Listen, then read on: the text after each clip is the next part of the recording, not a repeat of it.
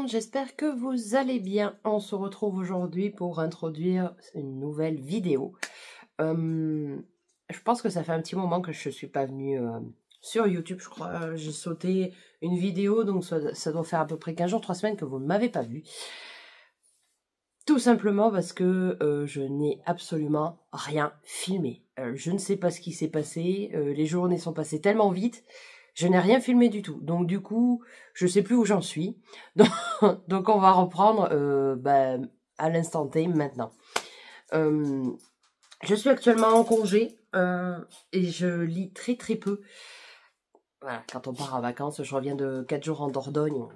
Franchement, c'est magnifique. On a fait Sarlat-la-Canéda, on a fait Beignac, on a fait Périgueux, on a fait Bourdeil, on a fait Brantôme et on s'est arrêté à Collonges-la-Rouge en rentrant hier. Et franchement, j'ai organisé ce petit week-end de 4 jours parce que j'avais envie qu'on parte un petit peu de la maison avec mon amoureux, vu qu'on a posé nos congés en décalé. Et c'était vraiment chouette. Et du coup, demain, je pars chez ma copine Eolia, à Passy, quelque part au pied du Mont Blanc, là-bas. Voilà, donc je vais y passer quelques jours et après, la semaine d'après, je serai à la maison, donc je lirai peut-être un peu plus. J'ai prévu de prendre ma liseuse demain, mais peut-être que je n'aurai pas le temps de lire. Voilà, tout simplement. Sinon, pendant ces 4 jours, je suis repartie avec ceci. Je trouvais la couverture super jolie. Donc, c'est Nouveaux contes du Périgord. Voilà. Et à l'intérieur, en fait, je pensais que c'était une BD, mais j'ai pas fait gaffe. C'est des petites histoires, des grosses planches comme ça. Je montre quelques dessins. Et moi, j'adore tout ce qui est légende des régions. J'avais pris un roman aussi dans le même style que celui-ci quand j'avais été en Bretagne. Donc, je le lirai sûrement très vite. Après, niveau lecture. Je crois que ça fait plus d'une semaine que je suis dans l'île des oubliés de Victoria Hislop. Pas que ce soit ennuyant, au contraire, c'est très intéressant. En fait, on se retrouve en Crète dans les années... alors, c'est un roman à double temporalité, donc on a la première partie qui se passe au niveau du présent, où on a le personnage principal qui décide de partir à la recherche de ses racines, qui va se retrouver à... oh, je sais plus le nom, c'est pas Spinalonga. Elle va se retrouver à Plaka, voilà. Elle va se retrouver à Plaka, où elle va retrouver la meilleure amie de sa mère, enfin voilà. Et du coup, on va se retrouver dans le passé, dans les années 30, toujours à Plaka, mais on va surtout suivre l'histoire d'Eleni, qui est une maîtresse d'école à l'époque et qui se trouve en fait diagnostiquer la lèpre. Et en Crète, il existe une île où toutes les personnes qui habitent l'île en fait sont des lépreux, et cette ville s'appelle Spinalonga. Voilà, donc Eleni va se retrouver propulsée avec un de ses élèves à Spinalonga. Donc là va s'en suivre tout ce qui va être la mise en place de la vie, comment ils vivent sur cette île, parce qu'ils sont vraiment tout seuls. On va se rendre compte qu'en fait, c'est vraiment comme une ville classique, hein, sauf que la durée de vie est plutôt courte. Mais voilà, on va vraiment... apprendre ce qui se passe au fil des ans. Là, j'en suis à peu près à la fin de la Seconde Guerre mondiale, où eux n'ont pas été touchés, parce que les Allemands, ils n'avaient pas envie d'aller bombarder des lépreux, ça ne les intéressait pas. On a aussi, du coup, ce qui se passe au niveau de Plaka, donc le mari d'Elina. Oh punaise, ça y est, j'ai déjà perdu le nom. Merde. Elina, il me semble que c'est Elina, je vous ai dit Elina il y a 30 secondes, je suis sûre. Enfin bref, du coup, voilà, elle a abandonné ses filles aussi, hein, du coup, mais bon. Donc du coup, on a une partie de l'histoire au présent, où Alexis recherche ses origines. On a la partie passée où on est sur l'île de Spinalonga, et sur la terre ferme à Plaka avec le mari et les 2 filles. Donc voilà, tout au fil du temps, on suit l'histoire de ces personnes. Voilà. Donc j'en suis à peu près là. J'ai lu ça, il me reste tout ça, donc je crois que j'en suis à peu près à la moitié du roman. Ça se lit bien, par contre j'ai qu'un seul petit bémol, c'est-à-dire que je vais vous montrer un exemple de page. Voilà. C'est pas aéré du tout. Donc les chapitres sont quand même assez longs. Mais voilà, vu que l'histoire est intéressante, ça passe quand même assez vite. Moi j'en suis à 185e page. Ouais, j'ai lu 10 chapitres. Et il fait 426 pages. Voilà, donc il faut que je l'ai absolument terminé demain avant de partir chez Eolia. Comme ça, j'embarquerai que ma liseuse et puis je pourrai enfin avoir terminé ce roman. Parce que je crois que je l'ai en lecture depuis plus d'une semaine. Voilà, pour mes lectures en cours. Toujours pas d'audio. J'ai Ned Gallet qui m'a accepté Duel. Un roman de Franck Leduc, si je ne me trompe pas. En audio. Mais du coup, ben, je l'écouterai que quand je reprendrai le travail, c'est-à-dire début septembre. Voilà. Ensuite, j'ai reçu quelques petits colis. Parce que j'avais passé quelques commandes. On adore le petit cœur. Voilà. Donc ça, c'est ma commande de chez Alice du conte Dessine-moi mes rêves. J'avais vu des pochettes que j'avais fortement envie de prendre et je me suis dit, bon allez, tu craques pas, tu craques pas, et bien sûr j'ai craqué, ben, ça serait mal me connaître. Et ça se présente comme ça. Moi j'adore le packaging. Avec soin et plaisir. J'espère qu'elle vous plaira, Alice. Hop. Oh là là, j'adore cette couleur. Alors quand je commande mes pochettes chez Alice, à chaque fois on peut choisir les breloques.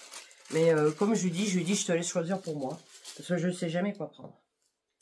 Alors, on a cette petite carte, qui est les fameuses cartes d'Alice à collectionner. Je ne sais pas si j'en ai d'affichés là. Non, j'en ai plus d'affichés. Donc, ouais, celle-là, elle est super jolie. Donc, elle va aller rejoindre mon tableau qui se trouve juste derrière. Ensuite, on a un petit marque-page de remerciements. Et en cadeau, alors elle m'a mis des marque-pages. Et je pense que c'était, si j'achetais deux pochettes, je crois que j'avais 2 marque-pages. Donc j'ai celui-ci, recto verso. Et j'ai celui-ci, je pense que ça doit être avec le petit popcorn. Hop. Voilà. Merci Alice, c'est trop mignon. J'adore ces petites attentions. Alors, du coup, j'ai pris cette petite pochette. Je trouvais le tissu magnifique. Je le voulais en grand format, mais il restait plus que le petit. Et du coup, c'est moi qui ai la dernière pochette. Et la petite breloque, c'est une petite fleur. Voilà. Moi, j'adore ce qu'elle fait. Et en plus, à l'intérieur, normalement, vous avez une petite pochette. Voilà, vous pouvez glisser des papiers. Généralement, quand j'ai mes...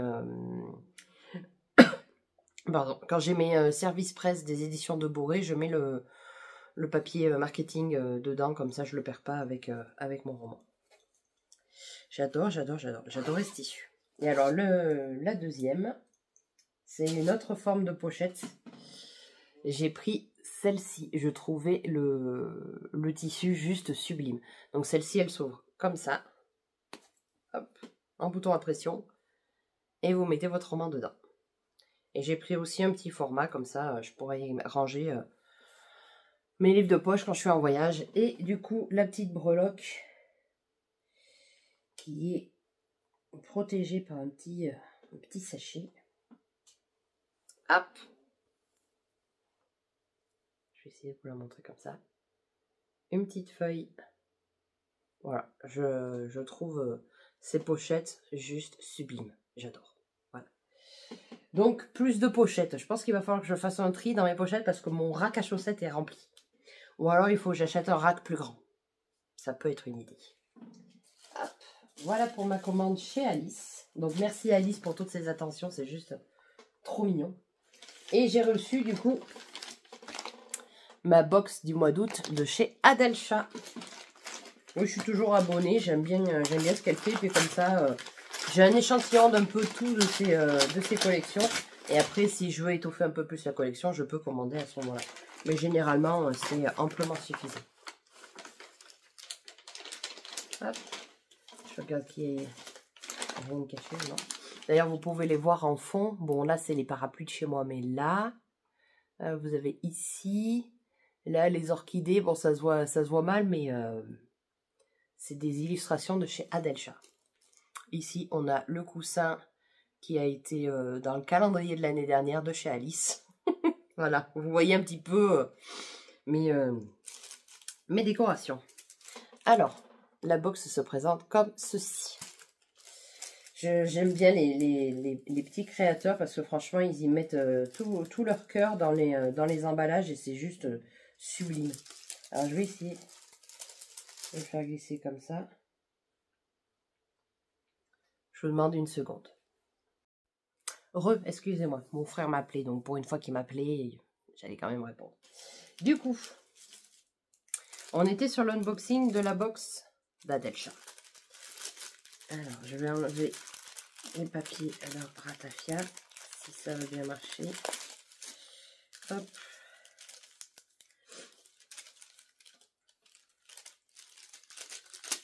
Donc, on a une petite illustration du mois d'août et mille merci d'Adèle. Alors, ça, je l'ai en fond d'écran sur le téléphone. Bon, je ne peux pas vous le montrer. Et je l'ai aussi sur ma montre. J'adore parce que du coup, chaque mois, je change le fond d'écran de ma montre. Alors, qu'est-ce qu'elle nous a réservé pour ce mois d'août? Oh, il y a une très grande illustration. Alors, déjà, on a un thé Crazy Mojito menthe citron. Hop. Ensuite, on a des petits... oh, c'est super joli. Oh, des petites choses comme ceci pour le scrapbooking. Je ne sais pas si vous voyez les reflets dorés.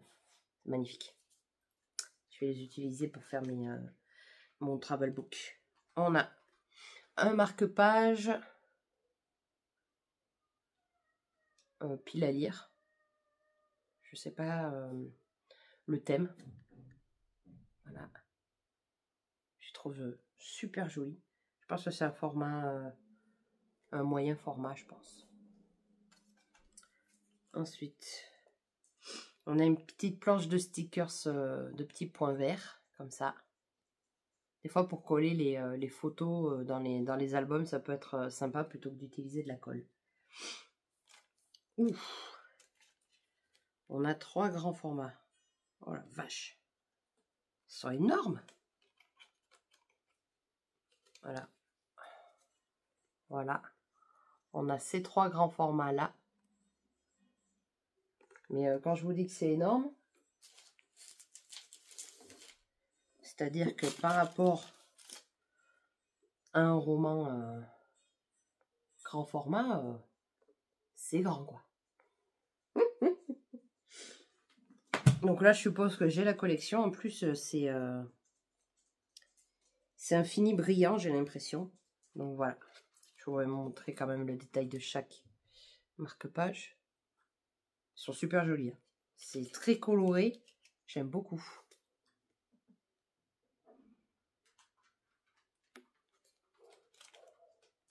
Et le dernier. Voilà. Je trouve magnifique. Ensuite, on a une carte comme ceci. Très jolie aussi. Et une grande illustration. Une grande carte comme ceci. Qui fait très août. Voilà. Ça aurait pu être moi, mais je suis pas très plage. Voilà.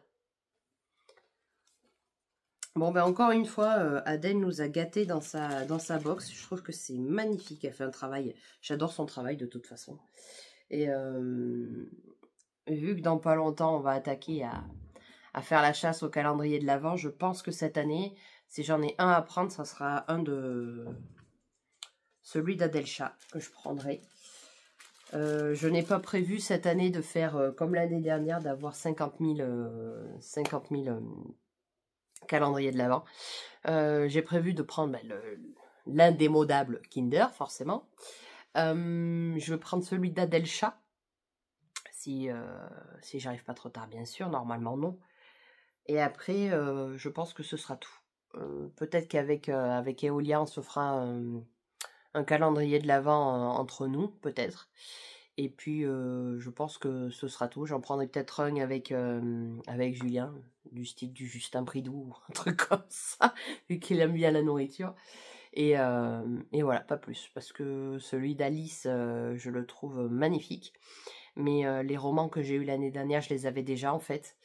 Et donc ça m'embêtait un peu. Après, elle a fait de très très belles créations, mais il y en a beaucoup que je n'utilise pas. Donc je ne veux pas,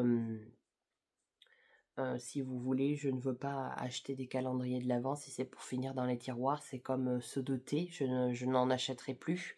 Parce que je bois exclusivement à 90% du thé noir. Et comme il y a du thé blanc, il y a du thé vert, il y a du rooibos, il y a des infusions, voilà, j'ai fait du tri déjà dans mon tiroir à thé et j'ai pas envie que ça redevienne le bazar. Donc voilà, je n'ai pas envie de surconsommer cette année, donc je veux prendre que ce que je sais que je mangerai et tout ça. Donc du coup le Kinder, l'Adelcha, celui d'Adelcha, et je prends même pas celui de Steph de Piketty non plus. Donc voilà. Ça me fera faire des économies que je pourrais dépenser dans des bouquins, par exemple. Comme si j'en avais pas assez. Bref, j'arrête de tergiverser. On n'est pas encore à Noël. Nous ne sommes que le 19 août. Voilà. Je vous reprendrai un petit peu plus tard. Je ne sais pas encore quand. Parce que quand je serai chez Eolia, je ne sais pas si j'aurai le temps de vous prendre, de vous papoter 5 minutes. Enfin voilà. On se retrouve plus tard. Ciao!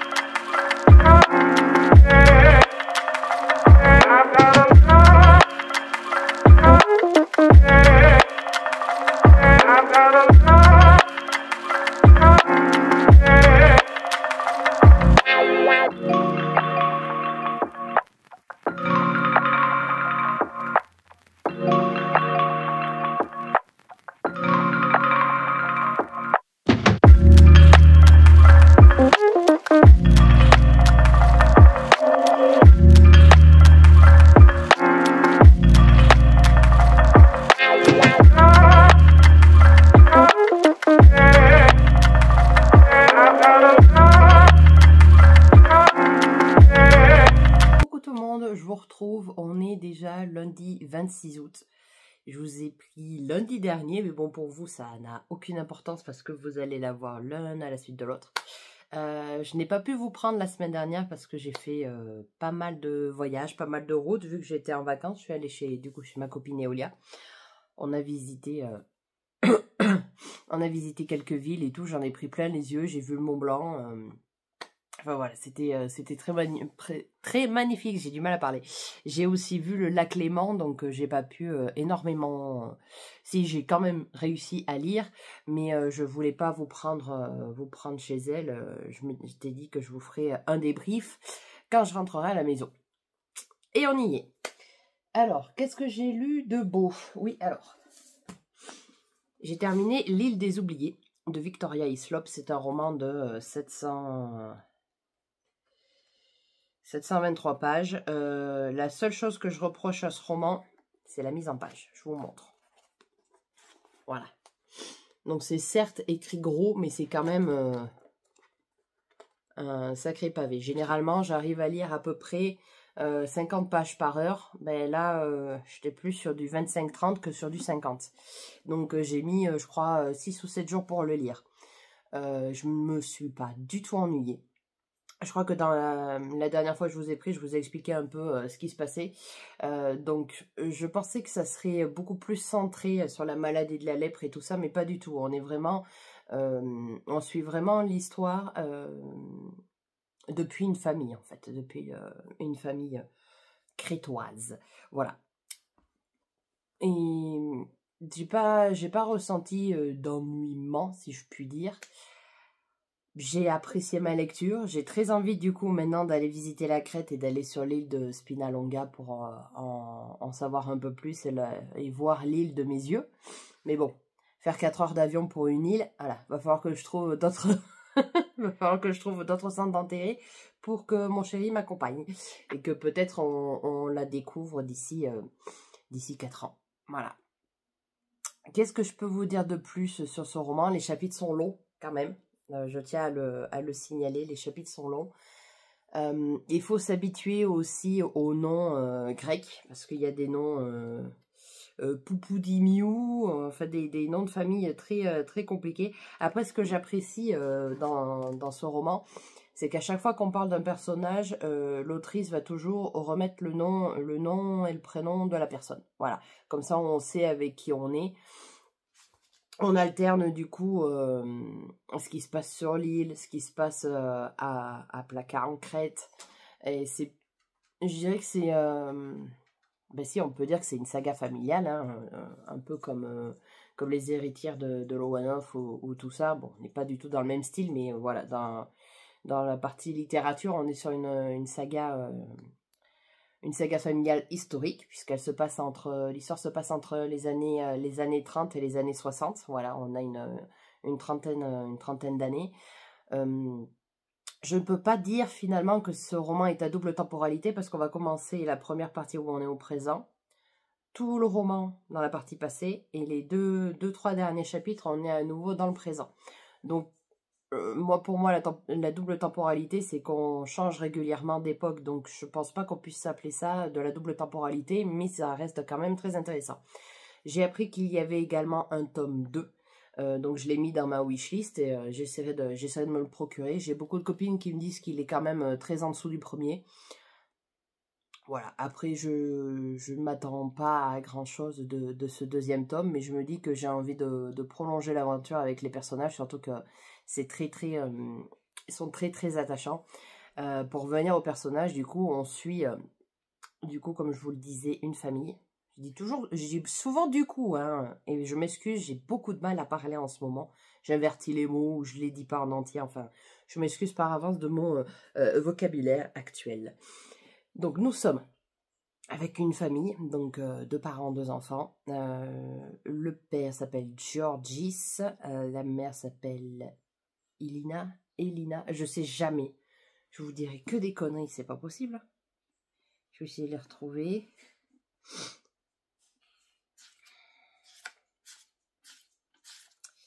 Donc là, on est dans la partie présente. Il faudrait que j'aille dans la partie passée.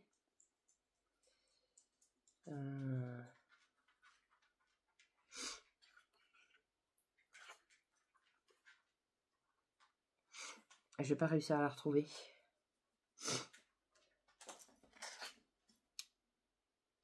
Eleni.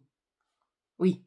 Donc on est avec Georgis et Eleni qui sont les parents de Anna et Maria. Voilà, dans les années 30. J'ai dit quoi? C'est pas possible, hein. Je perds la mémoire en vous parlant. C'est Eleni. Je crois le voir, Eleni. Donc Eleni est une maîtresse d'école à Plaka et un jour elle va se rendre compte qu'elle a des espèces de, je dirais pas des taches, mais comme des cicatrices sur le corps. Donc du coup elle décide d'aller chez le médecin pour être sûr de savoir si c'est la lèpre ou pas. Et bien sûr, le diagnostic tombe, elle a la lèpre, en même temps qu'un de ses élèves, Dimitri. Donc, Georgis, le père, enfin le mari, fait souvent les allers-retours entre Plaka et Spinalonga en bateau. Donc, du coup, il va les amener sur l'île. C'est un déchirement pour lui, parce que, voilà... sa femme, ben, c'est l'amour de sa vie. Il se demande comment il va élever Anna et Maria. Ça reste très très compliqué, surtout qu'à l'époque, quand elle va sur l'île, je crois que ses filles ont, je dirais peut-être une bêtise, mais ont peut-être entre 6 et 7 ans. Donc c'est un déchirement pour ce Georgis qui s'y attendait pas. Ça lui tombe dessus comme ça. Il faut qu'il s'adapte. On suit du coup au fur et à mesure l'histoire de cette famille qui va être très bouleversée, autant que ce soit par l'éloignement de sa femme que par l'éducation de ses filles. Mais après, on va aussi voir la partie où ses filles grandissent, décident de se marier, pas se marier, enfin voilà. Donc c'est pour ça que ça reste quand même une saga familiale historique. On en apprend quand même un peu sur la lèpre, heureusement, parce que c'était pour ce roman c'était pour ça que j'avais choisi ce roman, pardon. Donc voilà. Si vous avez envie de visiter la Crète, d'en apprendre un petit peu plus sur la lèpre, mais surtout de suivre l'histoire de cette famille, ben, je vous conseille l'île des Oubliés. En plus, Victoria a un style d'écriture qui est quand même assez simple à lire, assez facile. Voilà, il ne faut pas avoir fait maths sup pour lire ce roman. Je vous le conseille fortement. Ensuite, j'ai lu sur ma liseuse, cette fois-ci. D'ailleurs, je ne sais pas où elle est, donc je vous aurais bien monté la couverture, mais je ne sais pas ce que j'en ai fait. Il faudra que je la retrouve. J'ai lu, du coup, Bloc 46 de Juana. Je suis fatiguée, mais j'en ai marre de mes conneries, mais j'en ai marre. De Johanna Gustafsson. Donc, c'est le tome 1 d'une trilogie, si je ne me trompe pas. La construction du roman va être très intéressante parce qu'on va être dans la partie présente du coup avec les enquêtrices, puisqu'il y a une enquêtrice et une écrivaine qui va s'improviser enquêtrice. On va avoir une partie où ça va être écrit en italique, où on va être avec le meurtrier, tout simplement. On va être dans la tête du meurtrier, très précisément. Et la troisième partie, oui, la troisième partie, on est avec Eric, un personnage qui arrive dans un camp de concentration lors de la Seconde Guerre mondiale. Alors, tout au long du roman... Mais Istar, ça suffit. Qu'est-ce que t'as Bref, tout au long du roman, je me suis dit, mais pourquoi il y a cette partie sur la Seconde Guerre mondiale? Qu'est-ce que ça peut bien avoir comme lien avec la partie présente? Moi, je me triturais les méninges et à chaque fois qu'on était sur la partie présente, j'essayais de chercher des indices et tout. Je trouvais pas le lien et ça m'agaçait. Je me disais, mais quand même, il doit y avoir un lien. Et quand on arrive dans la dernière partie du roman où on a toutes les révélations, je me suis dit, oh purée, d'accord, je viens de comprendre. Donc le roman est très addictif, les chapitres sont quand même assez courts. Le seul bémol que je donnerais, oui, parce qu'il y a toujours un bémol dans mes lectures en ce moment, à croire que c'est un cercle vicieux. Voilà, je tourne en rond. Je n'ai pas forcément eu cet effet waouh que des fois on a quand on lit des thrillers. Je suis désolée, le chien arrête pas d'aboyer alors qu'il n'y a aucun bruit. Je sais pas ce qu'il a. Eh, t'as fini? Quoi, tu nous fais une crise de la soixantaine? Tu vois bien qu'il n'y a pas de bruit? Oh, il va se remettre à aboyer, mais bon. Du coup, je sais plus ce que je vous disais. Je suis fatiguée. Je vous l'ai déjà dit, ça aussi. Mince. Oui. Du coup, je disais que je n'avais pas eu cet effet waouh qu'on pourrait avoir quand on a les révélations à la fin d'un roman thriller, comme par exemple ceux que j'avais lus d'Alexis Lepsker, les deux que j'ai lus à la fin, j'étais là, je fais ah. Et puis j'en avais lu un de Johanna Gustafsson aussi où je l'avais adoré et je me souviens plus du titre. Vous voyez, je vous dis, je perds la bouche, je me souviens plus du titre, il faudrait que je vous le retrouve. Est-ce que je l'ai par là, là-bas? Ah, je crois pas. Je me demande même si c'était pas une lecture audio. Non, je l'ai pas. Mais j'en ai lu ou écouté un et j'avais été subjuguée. J'avais franchement adoré ce roman. Et là, celui-ci, voilà. Après, je me dis, c'est un tome 1.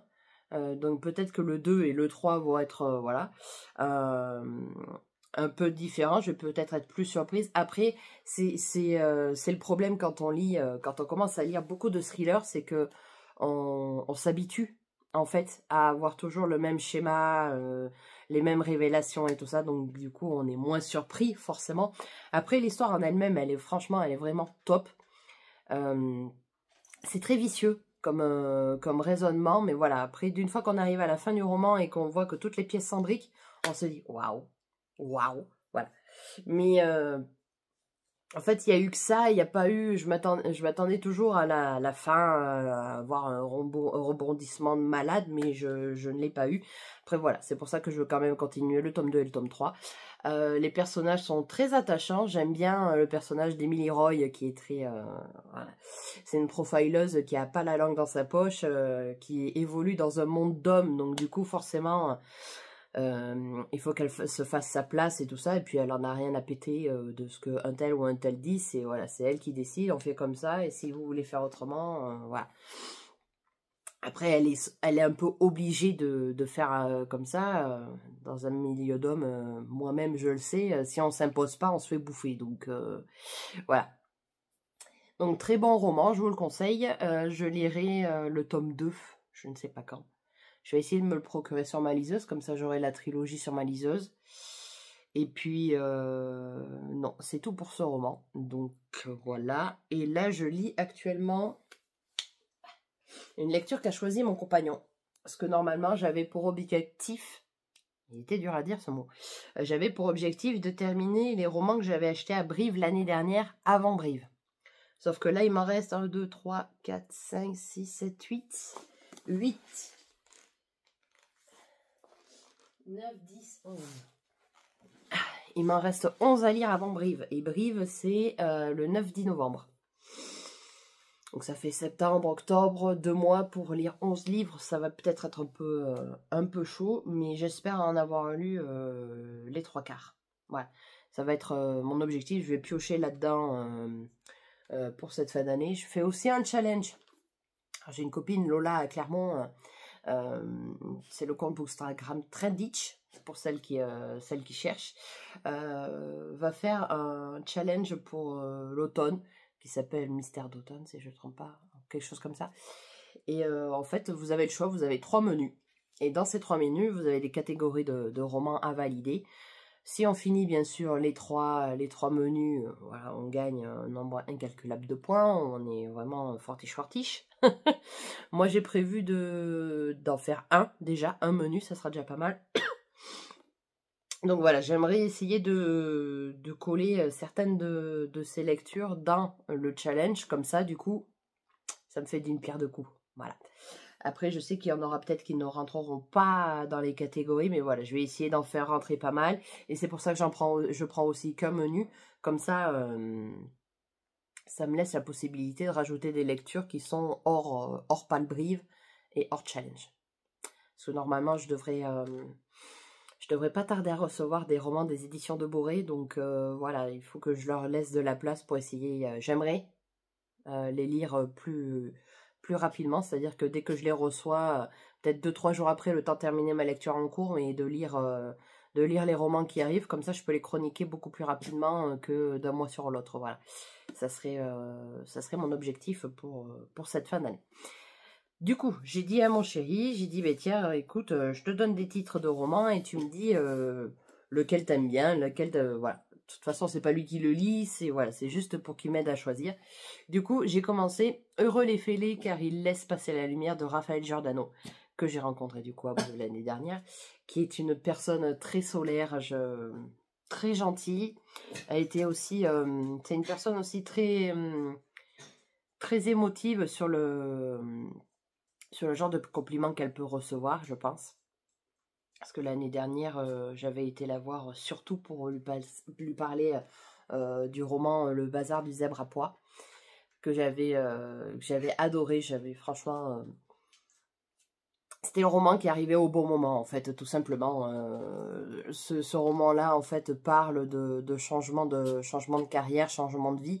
Et moi, c'est ce qui m'était arrivé avec Renaud. Donc, voilà, quand je suis partie chez Renaud, et ça m'a parlé. Et celui-ci, il n'a pas la même thématique, mais on n'est pas loin. Je vous lis la 4e. Henriette n'a pas que son prénom de décalé. Elle a aussi un look original, bien à elle, et un vrai talent créatif d'architecte d'intérieur, qu'elle ne mesure pas vraiment, trop souvent occupée à douter d'elle-même.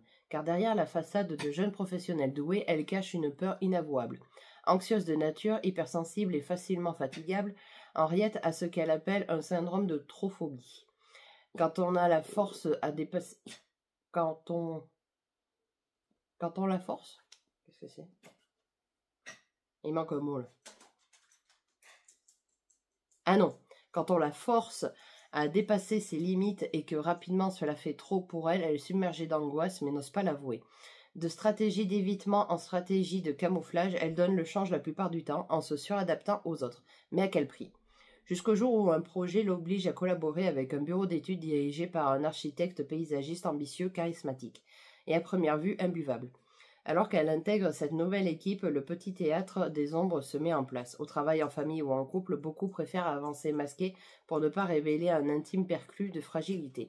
Pourtant, tout le monde a peur, mais pas au même endroit. Henriette découvrira-t-elle, comme quelques heureux avant elle, que lorsque la lumière jaillit derrière les failles, c'est toujours pour éclairer ce que chacun porte en lui de plus beau. Voilà.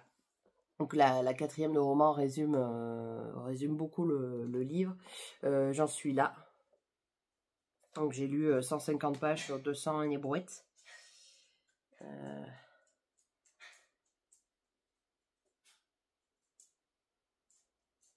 Je vais y arriver. Sur 275. Après on a un épilogue à la fin du roman. Et surtout ce qui m'intrigue le plus, c'est ceci. Voilà. Où en fait on a des récits de vie. Et je vois que le premier vient de Gaëtan S en Auvergne. Donc forcément je vais le lire. Qui lui a peur d'être mis en défaut professionnellement. Il a peur de mes pensées intrusives, inappropriées. Peur d'être en insécurité.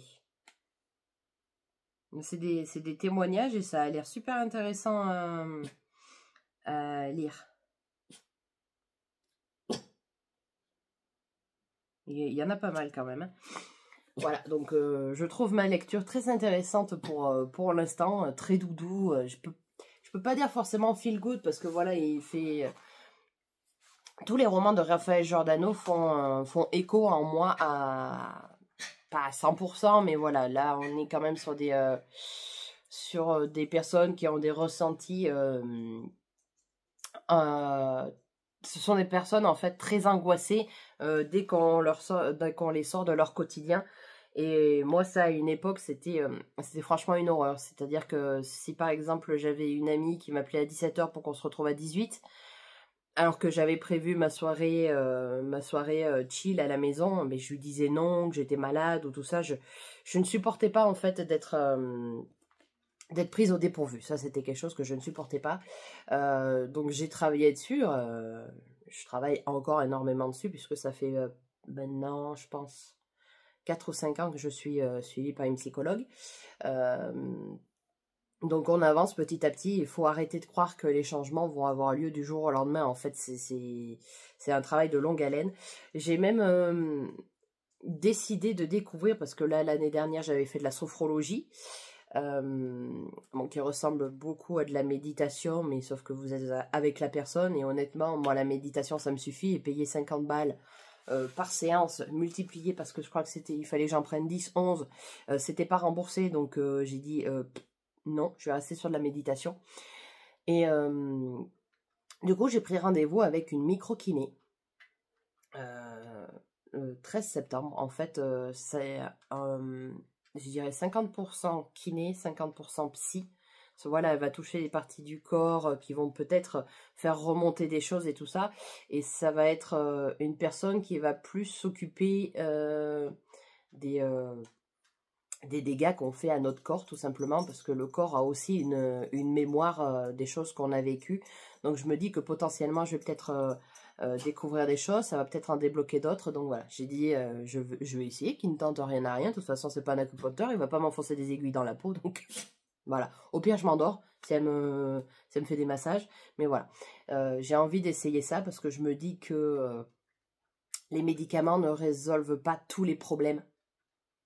Heureusement, il y a des choses qui se passent dans notre tête, dans notre corps, que les médicaments ne peuvent pas gérer. Et puis, je trouve que à mon âge de 31 ans, depuis que je suis née, je prends énormément de médicaments, que ce soit pour les migraines, pour les maladies. Quand j'étais petite, j'étais énormément malade, c'était un enfer. Donc voilà, je me dis que j'ai pas forcément envie de détruire mes organes trop vite, ça serait bien.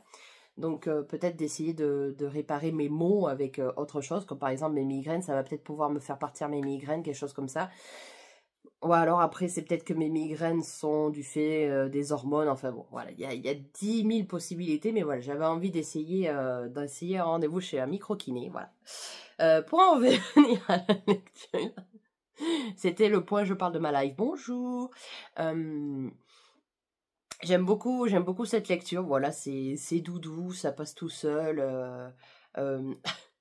Raphaël m'a fait rire parce que voilà, dans l'histoire, il y a 3 chihuahuas et la personne qui est propriétaire de ces chiens leur a donné des noms, c'est trop rigolo. Il faudrait que je vous les retrouve.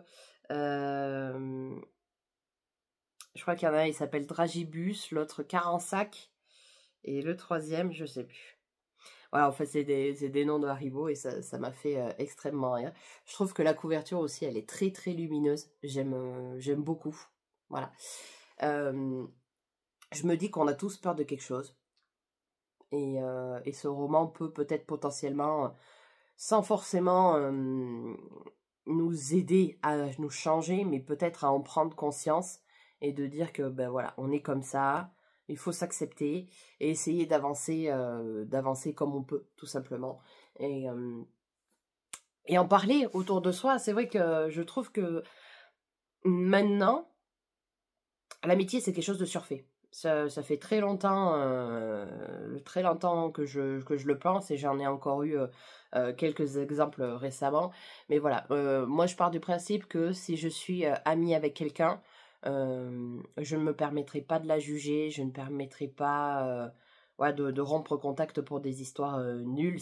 Voilà, c'est comme ça que je conçois l'amitié en fait. Si tu viens me parler, je suis là pour t'écouter, pour essayer de trouver des solutions, essayer d'aller de l'avant. Essayer aussi de soulager mon amie, hein, parce que très clairement j'aimerais que ce soit ce qu'elle fasse pour moi, ne pas la juger, d'être contente pour elle quand il faut l'être, de pleurer avec elle, enfin bon voilà, c'est à mon sens ce que veut dire l'amitié. Malheureusement, comme vous le savez, vous et moi, je n'ai pas d'amis. Voilà, après il faut accepter aussi le caractère de l'autre. Moi je suis quelqu'un qui passe pas par 4 chemins quand elle a quelque chose à dire généralement. Mais ça ne veut pas pour autant dire que c'est méchant. Je préfère qu'on se dise les choses comme elles sont, tout simplement, en parlant. On n'est pas obligé d'élever la voix, mais de se dire les choses afin de crever l'abcès et de ne pas traîner des boulets pendant 150 ans. Ça vaut aussi dans l'amitié comme dans l'amour, je trouve. Donc voilà, j'ai eu beaucoup de copines, on va dire comme ça, mais au fil des mois, des années, n'appréciez pas mon franc-parler. Après, je ne vois pas l'utilité de faire l'anguille pour dire quelque chose. Enfin, bon, bref. C'est comme ça, voilà. Et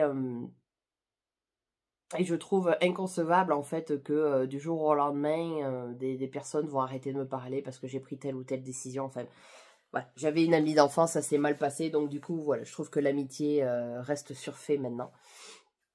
C'est mon opinion. Mais ce roman, voilà... J'aime énormément. Je ne sais même plus pourquoi je suis partie sur le sujet de l'amitié, mais je suis une calamité aujourd'hui. Une calamité. En plus, ça fait 25 minutes que je vous parle de ma life. Vous devez en avoir marre. Donc, je continue ce roman. Je pense que je l'aurai terminé aujourd'hui parce que je suis encore en vacances. J'ai encore une semaine de vacances. Donc, j'ai le chien qui va aller chez le toiletteur tout à l'heure. Et je pense que je vais aller au parc juste à côté pour continuer ma lecture. Et cet après-midi, je ne sais pas du tout ce que je vais faire pour le moment. Ils annoncent beau. Mais bref, on n'est pas là pour parler de ma vie. Je crois qu'il faudrait que j'arrête de faire un vlog lecture et que je vous fasse plutôt un vlog life. Ça serait rigolo. J'aurais énormément de choses à vous dire. Voilà pour ce roman. Je sais pas... Je pense que je vais faire le montage de ce vlog avec les deux fois où je vous ai pris, plus des slides. Vous allez voir, je vais vous intégrer des... Enfin, vous aurez déjà vu, du coup, des endroits où j'étais, que j'ai visité. Et je vais essayer de reprendre la semaine avec quelque chose d'un peu plus fluide et un peu plus carré. Voilà. Désolée pour ce vlog un petit peu décousu, un petit peu n'importe comment, un petit peu life, un petit peu manque de vocabulaire. Je sais pas si c'est l'effet vacances ou si c'est l'effet fatigue, mais voilà, j'ai énormément de mal en ce moment avec les mots. Ça fait un petit moment que ça dure. Mon homme hier m'a dit, c'est surtout que t'as fait un AVC. Comment vous dire, c'était super sympathique de sa part de me dire ça. Enfin bon, du coup, je vous rassure, ce n'est pas un AVC. C'est tout simplement que je parle et je pense à autre chose, donc forcément les mots se coincent. Bon bref, j'ai l'habitude, moi. Donc je vous souhaite une excellente semaine. Du coup, ben, vous aurez ce vlog mardi matin, vu qu'on est lundi. J'ai pas eu le temps de vous prendre et de monter le vlog dimanche. Donc je vous souhaite à tous une excellente semaine et n'hésitez pas à me dire du coup en commentaire si vous êtes toujours team vacances ou si vous êtes team travail. Voilà, je vous souhaite une excellente semaine et je vous reprends d'ici, on se retrouve d'ici une quinzaine de jours. Ciao!